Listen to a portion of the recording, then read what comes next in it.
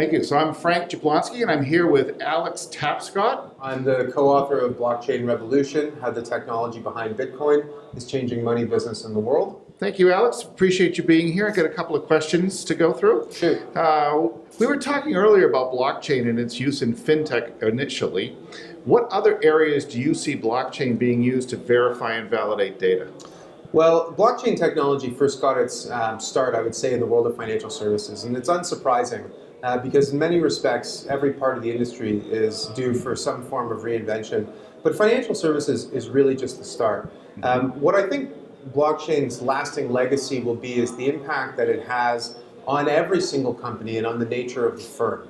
Because what blockchain does in many respects is reduce the transaction costs and the need for trust in interactions in business between different entities, whether it's consumers and companies, or companies and companies, or companies and somebody else. And that's going to mean big changes to a lot of different industries. Take, say, something like music or art. You know, in many respects, music is a digital asset, but we haven't really been treating it as such. We've been treating it as information that we can copy and spread throughout the world. And the net effect of that is that people who create content, like, say, songwriters, suffer as a result. Now we can program content, like songs, with the logic that ensures that consumer or creators of content get paid first. Another really good example would be in the supply chain. A lot of assets, we'd love to know what their provenance was, where they started, and where they traveled throughout a complex supply chain. But today we don't have that. What if the origin point of certain things like the meat in your burger, or the diamond in the ring you get for your fiance, or the rare earths that go into your iPhone, where those assets originated and where they went? We would know for sure we were buying organic meat. We would know for sure that the rare earths in our iPhone weren't mined in some unethical way. And that's going to mean big improvements for consumer confidence, but also big improvements for business as well. Oh, sounds great. A lot of good opportunities there. So why is it that blockchain is more secure than other methods of authenticating and securing files and information and things like that? Well, it really drills down to this problem we have today, which is that in order to move or store or manage anything of value, we need to rely on intermediaries. And these intermediaries would be familiar to lots of people, you know, banks, governments, corporations, etc. And they do a pretty good job, but they have a few problems. They're centralized, which makes them vulnerable to attack. You have to give up your data when you interact with them, and that could be hacked, and that's problematic. So what blockchain does is enable trustless transactions between peers. And what makes it more secure is that if you wanted to, say, hack the blockchain, it wouldn't be as easy as jumping through a firewall and manipulating some system. You'd actually have to hack the entire network. And you'd have to hack lots of computers, and it's just more challenging to attack many computers at once than it is to attack one single computer.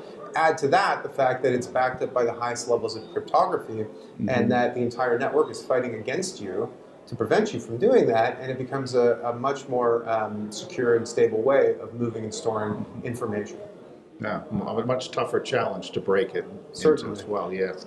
So what are the barriers you see towards getting general acceptance of blockchain?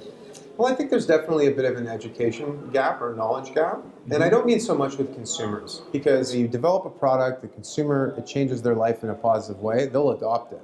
It's more educating companies and big institutions on how they can use this technology to disrupt their own industry or to enter a new industry. I think there are also big challenges around how governments will respond to this. You know, during the first generation of the internet, governments, regulators took a pretty light touch when it comes to creating regulations. And I think that's generally a good strategy, but I do think that this time is different, because we're not just talking about information, we're talking about value. The money in your bank account, it's stuff that really matters, your property, your assets, etc.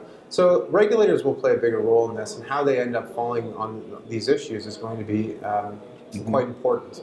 And at this point in time, there are lots of positive signs, but the future is far from certain. Sure. So large industries are using blockchain today. Do you see consumers interacting more with products that use blockchain to authenticate in them?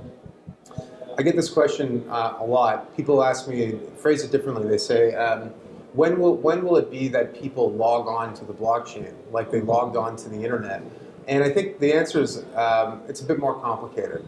You know, when the internet came along, personal computer use, connectivity was in its infant stage, so you had to log on to something. But these days, it's so ubiquitous, it's so pervasive that it's part of our daily life. So I expect fully that consumers will be profoundly impacted by this technology without really knowing it.